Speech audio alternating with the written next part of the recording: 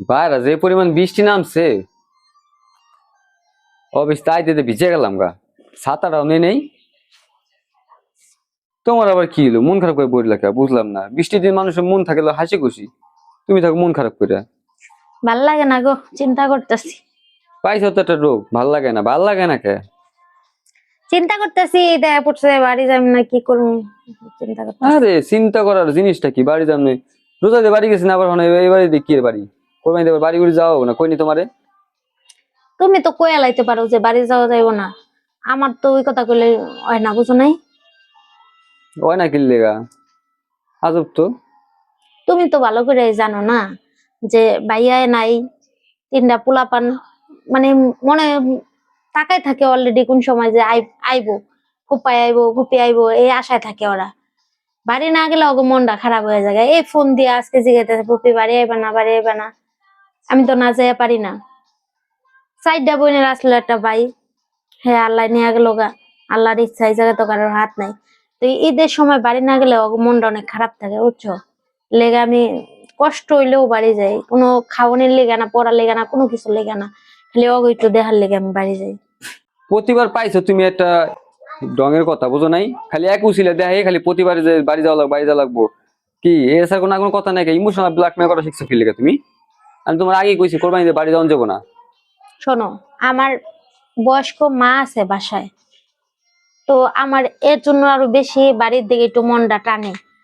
একটা সময় এমন হইব, মানে যাওয়ার কোনো ইচ্ছাই হইব না, বুঝো নাই? তাই তোমারেও বলতেছে, আর সব মানে ছেলে মানুষগুলোই বলতেছে, যাগো বউ আছে বাপের বাড়ি যাইতে চায়, তারা যখন যাইতে চায় তখন যেন যাইতে দেয়, ঠিক আছে? আর তোমারও বলতেছে তুমিও যাইতে দাও। আর একটা নির্দিষ্ট সময় পর মেয়ের আর বাপের বাড়িতে যাইতে চায় না। যে বাড়িতে ছোট থেকে বড় হয়েছে ওই বাড়িতে তারা অতিথি। এখন তো মা আছে বা ভাতিজা ভাতিজি ছোট, এর জন্য যাইতে ইচ্ছা করে। একটা সময় দেখবা মানে তুমি বললেও আমি যাইবো না, বুঝছো?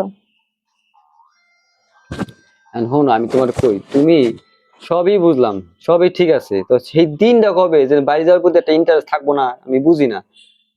এই তো প্রতিবার ঈদের সময় একই কথা কও। এবার বাড়ি ঘুরে যাওয়ার চিন্তা ভাবনা মাথাতে ধরে ফেলাও। ওই তোমার এই কথা আমার পছন্দ না, বুঝছো? আমাকে অনেক কথাই তোমার পছন্দ হয় না, অনেক কথাই তোমার পছন্দ হয় না। পছন্দ ওটাই কি আমার কত? আমার মনটা একটু বোঝার চেষ্টা করে, বুঝছো? সব সময় নিজের বুঝটা বুঝছো না, আমার মনটা কি চায় এটা একটু বুঝছো। কতদিন ধরে আইসি বাড়ি থেকে, তাহলে বাড়িতে যাইতে মন চায় না? ইস রে, হ্যাঁ, এই রোজাই মানে কত বছর আগে গেল। কত বছর আগে গেছে। তুমি কয়দিন থাকো তোমার ফ্যামিলি ছাড়া? তুমি কও, তুমি থাকো কয়দিন? তোমরা তো সব সময় থাকো বাপ মার কাছে, বুঝো নাই? লেগা তুমি ছোটবেলার থেকে ছিলা তোমার বাড়িতে বহুত ছিলা, বুঝো নাই?